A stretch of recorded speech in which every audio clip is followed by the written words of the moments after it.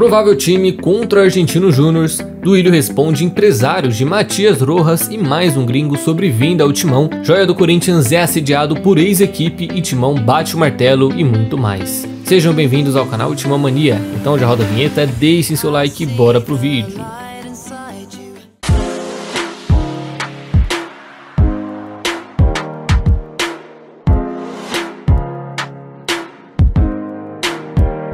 Fala aí, fiel, tudo certo com vocês? Bom, autor do gol no domingo, o meia Matheus Araújo, de 20 anos, vem ganhando cada vez mais pontos com a torcida e já é tratado aí como esse substituto ideal para o Renato Augusto. Acho que disso poucos discordam no momento, né? Pelas opções que nós temos, acho que não é muito difícil alguém concordar. E aí, quando questionado sobre isso, o jogador comentou o seguinte: eu joguei como segundo homem no sub-20, mas antes, no 17, eu jogava como esse meia mais ofensivo. Uma posição que, querendo ou não, eu consigo me adaptar, porque consigo chegar na área, finalizo, faço gol, então posso fazer essa função tranquilamente. E claro, né, ele não vai dizer, não professor, só jogo se for aqui. Não, ele vai encarar o que vier, né, então se o Lázaro pedir para ele jogar no lugar do Renato, ele joga, se pedir para jogar de segundo volante, ele joga, e até se for para jogar no lugar do Rony, olha só, ele não vai dizer não. Só que aí, fiel, para ele poder jogar na posição do Renato e render o que ele pode render nessa posição, vai depender muito do Lázaro em querer e acreditar nisso. Não basta somente ele ter essa disposição e jogar por ali, o Lázaro precisa acreditar e fazer acontecer, já que vocês sabem, né, jogadores são potencializados pelo treinador, assim como foi o Vital com o Mancini, o Vera com o Português, o próprio Rony com o Lázaro agora. Então, se o próprio treinador não acredita, não adianta, para vingar fica muito difícil. De todo jeito, a parte dele ele já tá fazendo, já marcou seu golzinho no final de semana, golaço na verdade, e quem sabe isso não tenha sido o point inicial para ele, né?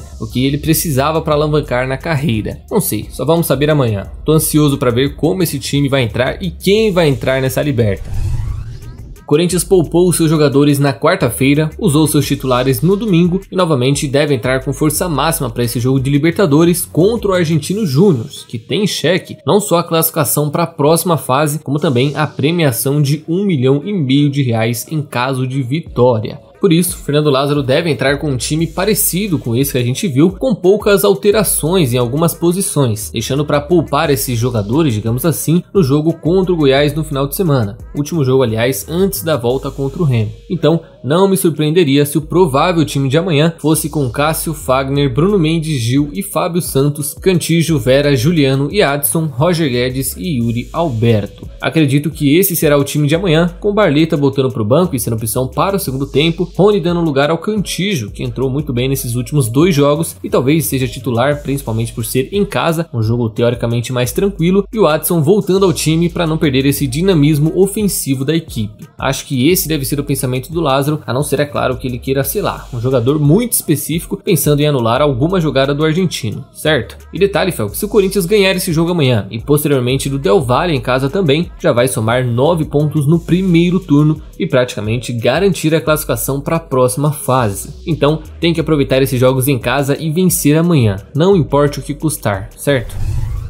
Se por um lado a dívida de direitos de imagem aumentou em mais de 40% em relação a 2021, a dívida com empresários caíram e caíram muito bem de um ano para outro. Mais especificamente, ela saiu de 27,8 milhões de reais para 14 milhões, segundo o que consta no balanço financeiro divulgado pelo clube. E essa dívida, fiel, por incrível que pareça, se concentra em apenas 3 empresários, que são aí o André Cury, o Carlos Leite e o Juliano Bertolucci. Todos eles acho que até bem conhecidos pela torcida. E até explicando meio por cima como funcionam essas dívidas, né, para o pessoal não ficar muito perdido. Basicamente pode ser tanto por contratações, ou seja, porcentagem de empresário, bônus e metas atingidas, como também por empréstimos que vez ou outro o clube acaba fazendo e pagando na sequência. Pois bem, em 2021, ao Bertolucci, o clube devia mais ou menos 16 milhões de reais e em um ano diminuiu para 8, né? Diminuiu pela metade com o empresário do Paulinho e Felipe Augusto, por exemplo. Já com Carlos Leite, empresário de Fagner, Cássio e Gil, a dívida caiu de 8 para 2 milhões e meio de reais. E por último, André Cury, que cuida aí da carreira de Yuri Alberto, não teve nenhuma mudança em sua dívida e portanto ela se manteve em 3 milhões e meio de reais. Final, 14 milhões devido a esses 3 carinhas aí. Pois é, enquanto mais dívidas sobem, outras descem. Prioridade que fala, né?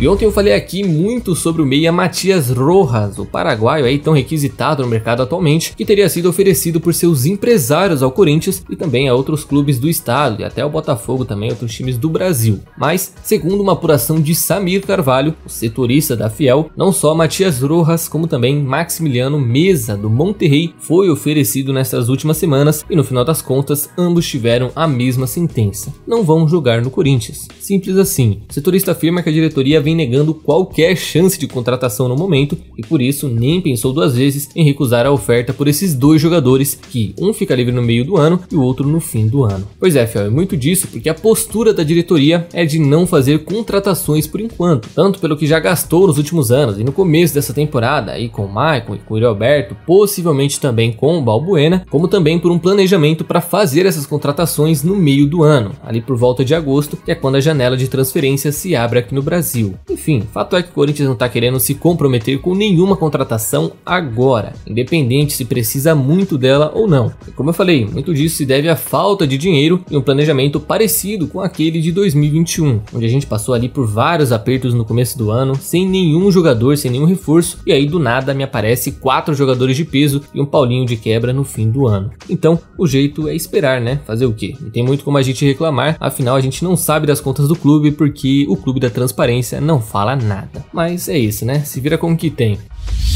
Atualmente fortalecendo o departamento médico por conta de um edema no músculo da coxa, o zagueiro Caetano ainda não tem uma previsão de volta confirmada pelo clube e mesmo assim segue interessando várias equipes de médio porte da Série A. Pois é, segundo uma apuração de portais locais, o jovem é bem avaliado pelos staffs de Bahia e Goiás, que não só sondam a situação do jogador, como também pretendem realizar uma proposta em breve ao Timão, que por sua vez mantém o seu posicionamento em relação ao elenco, ao mesmo tempo que não tem a intenção de contratar ninguém, não está a fim de fazer mais dívidas, também não tem nenhuma intenção de liberar os seus jogadores, principalmente se um deles for zagueiro. Então, tanto os goianos quanto os baianos já estão sabendo dessa decisão e não devem incomodar por enquanto. Mas o Goiás, eu acho que volta em breve, viu? Porque o que esse moleque jogou por lá, inclusive foi o último time antes dele voltar pra cá, certamente tem portas abertas para voltar quando quiser. E cara, dependendo muito de como o Lázaro vai utilizar ele, se vai usar só quando não tiver opção ou só em time reserva, pode ser que ele aceite, viu? E pode não ser pro Bahia ou pro Goiás, mas se ele continuar sendo tratado como essa segunda opção, e pior, se o Balbuena, que tá jogando essa bolinha aí, renovar, aí eu não duvido que ele saia por opção, viu, fiel?